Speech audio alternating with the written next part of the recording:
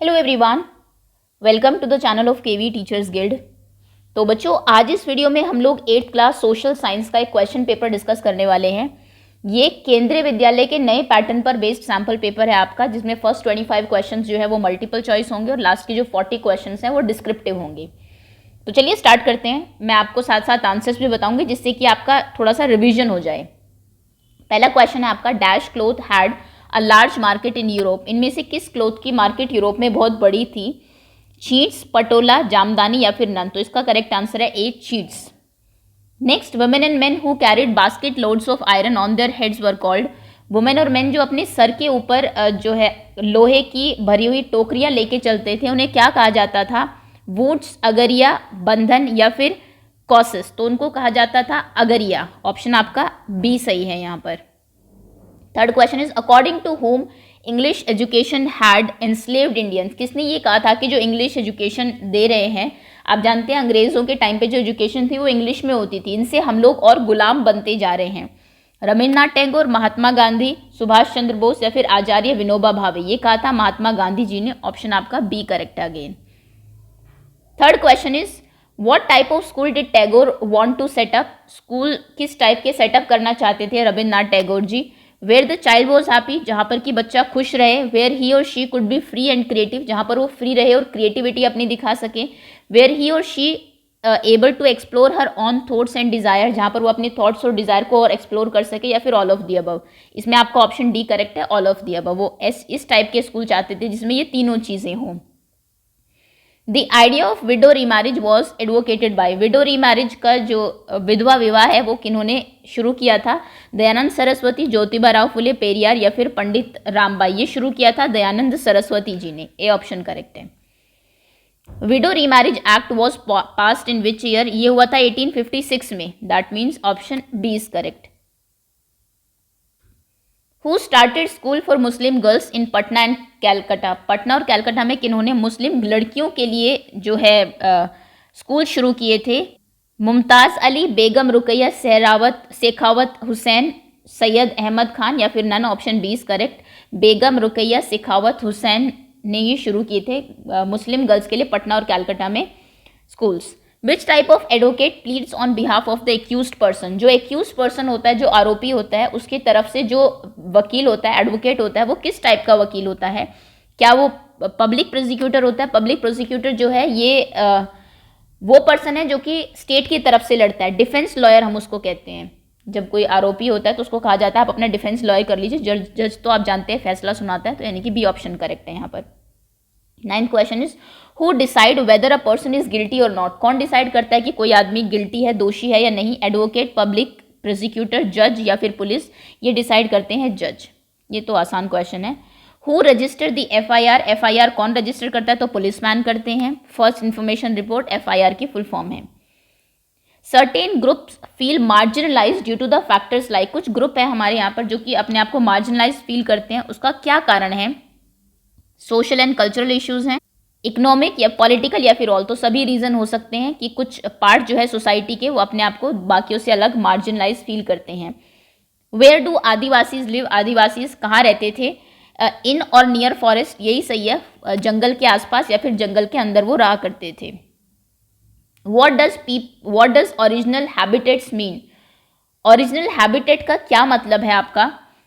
Option है Adivasis, original habitats, minorities, गेटो या फिर डिवॉइड। अब ओरिजिनल हैबिटेट तो होता है जहाँ पर कि आप पहले ओरिजिनली जहाँ से आप बिलोंग करते हैं। अब इसमें तो कोई ऑप्शन मुझे सही दिख नहीं रहा है। आई थिंक कुछ गलत हो गया है थोड़ा सा क्वेश्चन, जिस तरीके से ऑप्शंस दिए हुए हैं। ओरिजिनल हैबिटेट यानी कि ओरिजिनली आप जहाँ से बिलोंग करते हैं। सपोज करिए आप किसी विलेज से है ओरिजिनली, लेकिन काम की तलाश में या फिर अच्छी एजुकेशन के लिए आप शहर चले गए, तो आप जो है ओरिजिनल हैबिटेट्स यानी कि मूल निवासी आप वहाँ के माने जाएंगे जहाँ पर आपका पुश्तैनी घर होगा।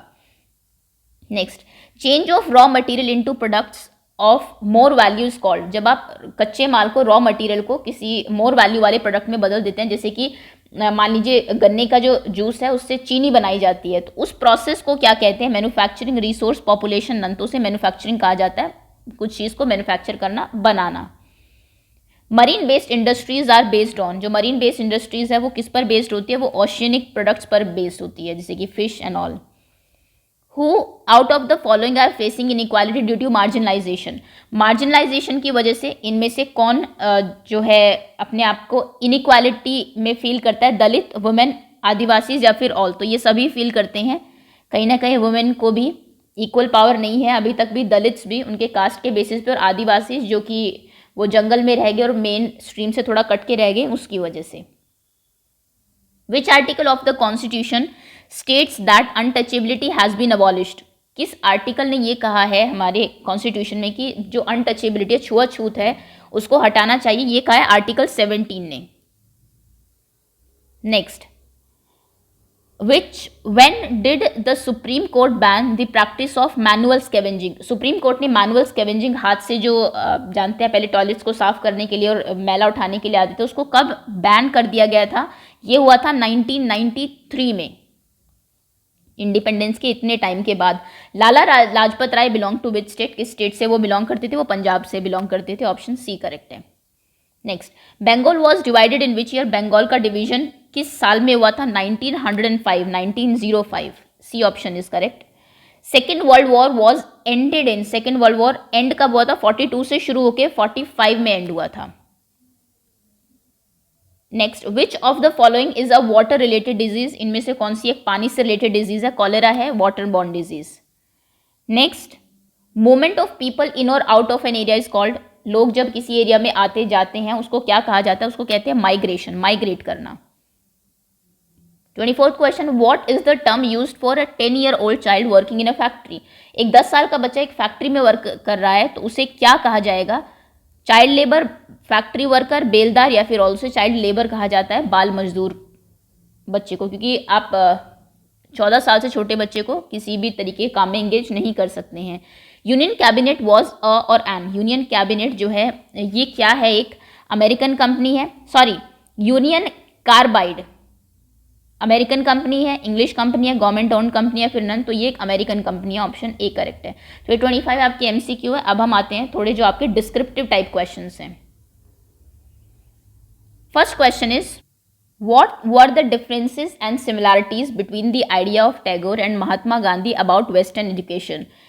महात्मा गांधी जी और टैगोर जी के जो विचार थे वेस्टर्न एजुकेशन को लेके, उनमें क्या डिफरेंसेस और क्या सिमिलैरिटीज थे? तो पहले सिमिलैरिटीज देख लेते हैं क्योंकि डिफरेंसेस थोड़े ज़्यादा थे। पहली बात तो सिमिलैरिटीज ये थी, दोनों ही प्रैक्टिकल नॉलेज में बिलीव करते थे। उनको लगता था कि बच्चों को थ्योरेटिकल से ज़्यादा, पढ़ाने से ज़्यादा प्रैक्टिकली वो चीज़ कराई जाए।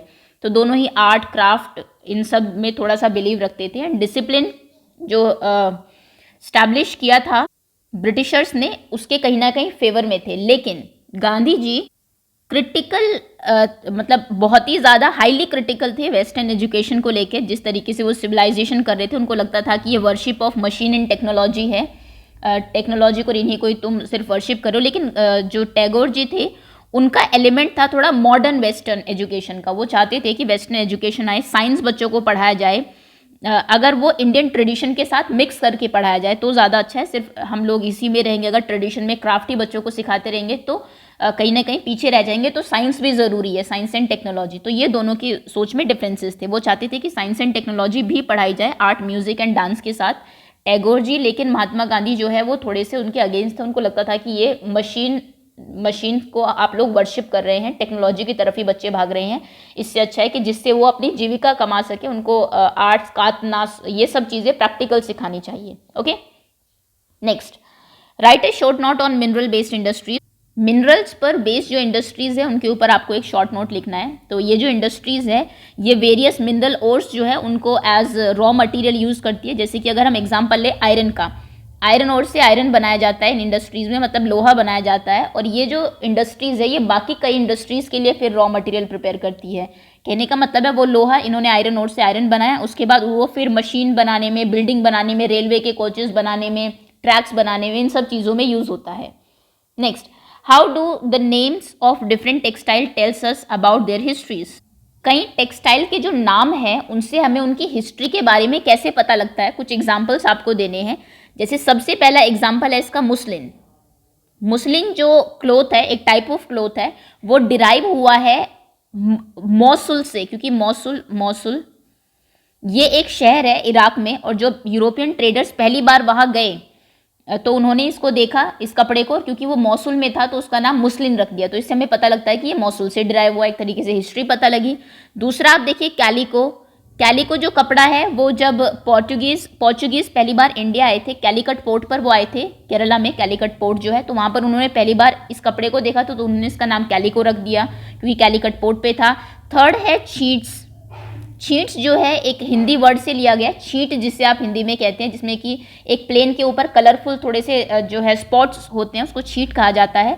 तो ऐसे उससे जब कलरफुल डिज़ाइन बनाया जाता है, ऐसे कपड़े को छींट्स कह दिया गया। तो मतलब कि जो ये नाम दिए गए हैं, कहीं ना कहीं किस तरीके से ये डिराइव हुए वो हमें इनके नाम से ही पता लग जाता है। छींट्स कैसे इसका नाम पड़ा होगा, कैलिको क्यों पड़ा होगा, मुस्लिन क्यों पड़ा होगा। तो 3 नंबर का क्वेश्चन है, 3 एग्जाम्पल देके आप इसको जस्टिफाई कर सकते हैं। Write about the contribution of Raja Ram Mohan Roy to end the practice of sati. पहले क्या होता था कि कोई अगर विडो है, उनके हस्बैंड मर जाते हैं, देन उनको भी साथ में ही जला दिया जाता है, इसको सती प्रथा कहा जाता था।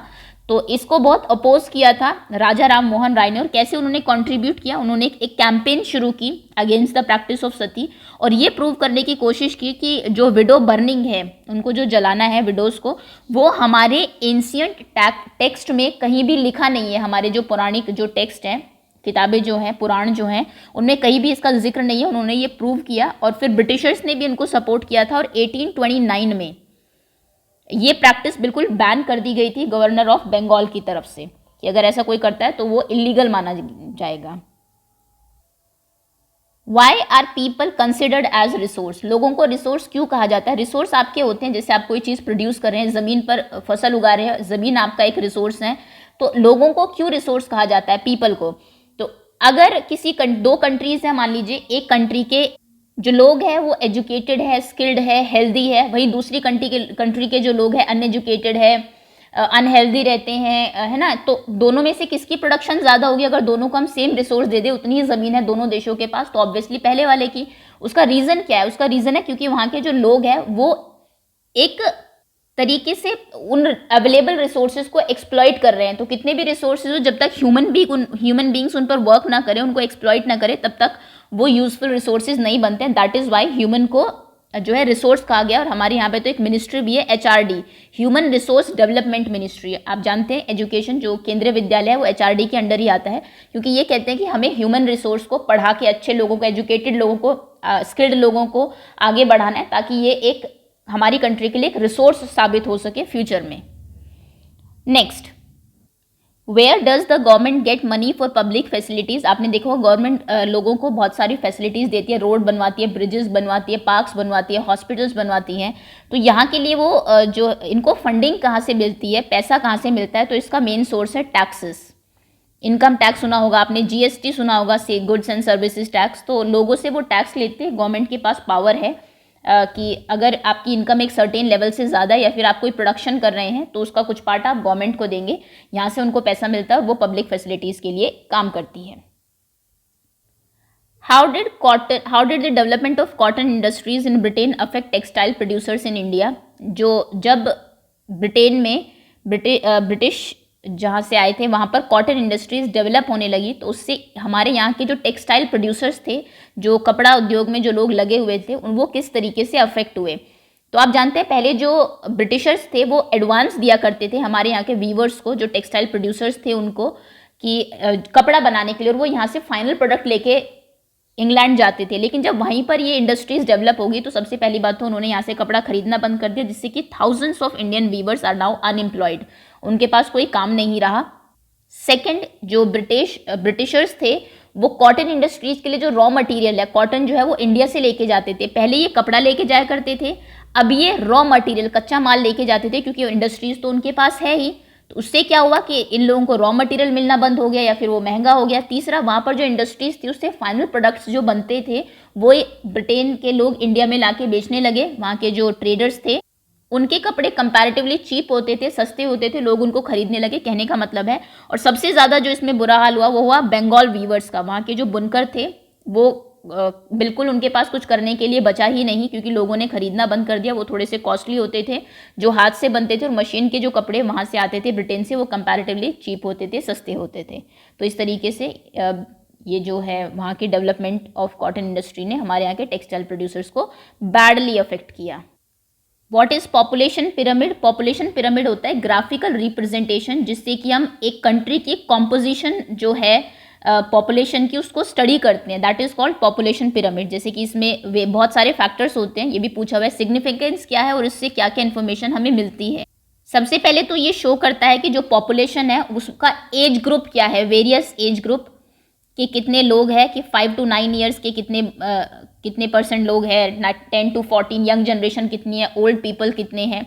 एक तो एज ग्रुप बताता है, second percentage of male and female यानी कि जेंडर रेशो क्या है वो ये शो करता है। उसके बाद नंबर ऑफ डिपेंडेंट कितने हैं, डिपेंडेंट्स कितने हैं, यंग या फिर बूढ़े जो भी है, डिपेंडेंट एंड टी कि कुछ लोग हैं जो वर्किंग है और बाकी जो काम नहीं कर रहे हैं, जैसे कि बच्चे हैं वो पेरेंट्स के ऊपर डिपेंडेंट है, बूढ़े लोग हैं वो अपने बच्चों के ऊपर डिपेंडेंट है, तो वो दिखाता है। और इकोनॉमिकली एक्टिव लोग उसके साथ कंपैरिजन में कितने हैं वो ये शो करता है। देन उसके बाद ये इकोनॉमिक हेल्थ, सोशल स्ट्रक्चर क्या है, डेथ और बर्थ रेट क्या है, जेंडर रेशो क्या है, ये सब चीज़ें समझने में हेल्प करता है हमारी। अगला क्वेश्चन है, answer the question based on after reading the passages. Passage को पढ़िए और उसके बाद आपको नीचे जो क्वेश्चंस दिए गए हैं उनके आंसर्स करने हैं। इसको यहाँ पे पॉज करके एक बार पढ़ लीजिए क्वेश्चन के आंसर्स, फिर मैं बताती हूँ आपको। चलिए, क्योंकि पढ़ने में बहुत टाइम लगेगा, हिंदी में भी दिखा देते हैं एक बार। पेपर केवी में बाइलिंगुअल आता है, 6 to 10th जो है यानी कि इंग्लिश हिंदी दोनों ही लैंग्वेजेस में आएगा। पहला क्वेश्चन है आपका, in which year was Bengal partition? Bengal का पार्टीशन किस साल में हुआ था, ये आपको ऊपर भी दिया हुआ है क्वेश्चन, 1905 में। What was the reason given by Britishers for Bengal partition? Britishers ने क्या रीजन दिया कि हम क्यों बंगाल को पार्टीशन करें? उन्होंने कहा था कि एडमिनिस्ट्रेटिव कन्वीनियंस, इससे हमें एडमिनिस्ट्रेटिव कन्वीनियंस, इसको संभालने में थोड़ा सा आसान हो जाएगा, कन्वीनियंट हो जाएगा, इसलिए हम इसको डिवाइड कर रहे हैं। What was the main motive of Britishers for Bengal partition? Main motive क्या था उनका, इसके पीछे क्या मकसद था बंगाल को पार्टीशन के? तो वहाँ के जो पॉलिटिशियंस थे बंगाल के वो उनको वीक करना चाहते थे, to weaken the Bengal partition, क्योंकि ये मेन सेंटर था इंडियन एडमिनिस्ट्रेटिव नेशनलिज्म का उस टाइम पर। बहुत सारे जो नेशनलिस्ट है वो बंगाल से बिलोंग करते थे। दूसरा ये था कि ये हिंदू और मुस्लिम को डिवाइड करना चाहते थे, to divide Hindu and Muslims.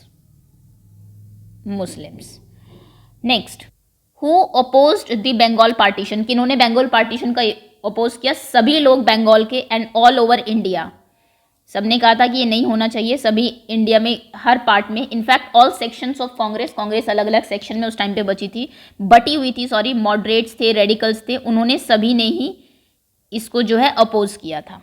Next, right the name of viceroy. Viceroy का क्या नाम था जो कि पार्टीशन के टाइम पे थे? उनका नाम था लॉर्ड कर्जन। तो ये आपके क्वेश्चंस हैं जो कि आप पैराग्राफ से पूछे जाएंगे। नेक्स्ट है आपका map, on the political map of India locate and label the following. पहले आंसर्स मैं आपको बता देती हूँ, उसके बाद इनको मैप पे बता देंगे। Tata iron and steel company located in this area. जो Tata iron and steel company TISCO जो थी वो कहाँ पर लोकेटेड थी? That was in Jamshedpur. Next, second, the first successful modern textile mill establish in 1854। पहली सक्सेसफुल जो मॉडर्न टेक्सटाइल मिल जो थी वो कहाँ पर लगी थी? 1854 में। That was in Mumbai. It is the major IT hub of India. आज भी है, मेजर आईटी हब है बेंगलुरु नाम हो गया अभी इसका वैसे। Next, the worst Indian disaster occurred in 3 दिसंबर 1984। जो बहुत बड़ा डिजास्टर जहाँ पर हुआ था 3 दिसंबर 1984 में, that was Bhopal, capital of MP. Salem steel plant is located in the state, that is Tamil Nadu. अब इन सब की लोकेशन आपको दिखा देते हैं मैप के ऊपर। सो फर्स्ट वॉज जमशेदपुर है यहाँ पर, शेदपुर। Second Mumbai, capital of Maharashtra, Mumbai. Third था बेंगलुरु, कैपिटल ऑफ कर्नाटका,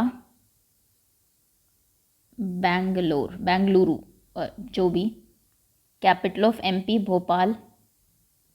और लास्ट था Tamil Nadu, this is Tamil Nadu. Okay, तो ये था आपका मैप वर्क, ये था आपका पूरा पेपर। होपफुली थोड़ा सा रिवीजन आपका हो गया होगा, कुछ क्वेश्चंस आपको आते होंगे, कुछ नए आपको सीखने को मिले होंगे। इसके अकॉर्डिंग आप अपनी प्रिपरेशन कर लीजिए। Thank you so much for watching and wait for other videos to come.